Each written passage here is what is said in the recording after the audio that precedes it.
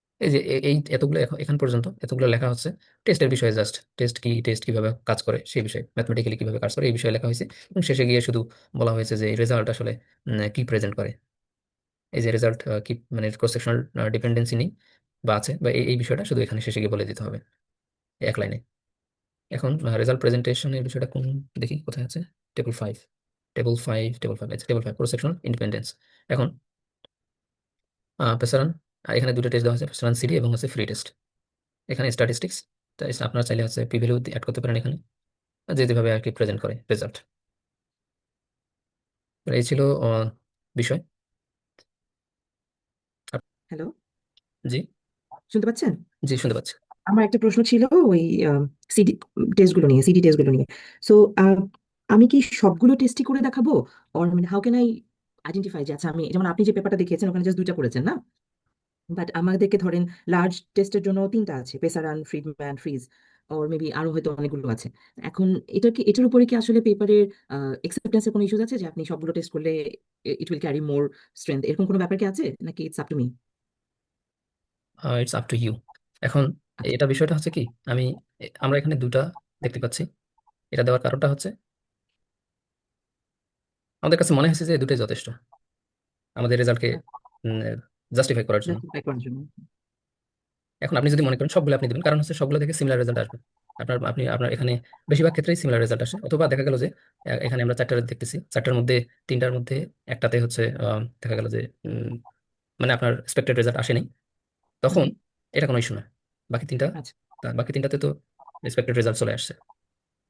এই বিষয়ে রিড হওয়ার কখন? কিছু নেই। ইভেন আমরা আচ্ছা, যদি দুইটাতেও পাই তারপর আমরা জাস্টিফাই করতে পারি। আচ্ছা, কখনো কি এরকম হতে পারে যে আমার এই এই রিকোয়ারমেন্ট ফুলফিল হলো যে আমার N is greater than T, but আমার এখানের কোনো একটা টেস্ট রান হচ্ছে না, এরকম কি কোনো সমস্যা হতে পারে? না, রান, আপনার যদি, মানে ও ডেটা রিলেটেড অন্য কোনো ইস্যুর জন্য এটা রান হবে না, এরকম কোনো ব্যাপার না হতে পারে এই না? ধরনের ইস্যু হবে না। এখন মিসিং আচ্ছা, ভ্যালু, মিসিং ভ্যালু যদি খুব বেশি থাকে সেক্ষেত্রে একটা ইস্যু হতে পারে, বাট আচ্ছা, হচ্ছে মিসিং ভ্যালু না থাকলে কোনো ধরনের প্রবলেম হবে না, রান হবে। ওকে, ওকে, থ্যাংক ইউ।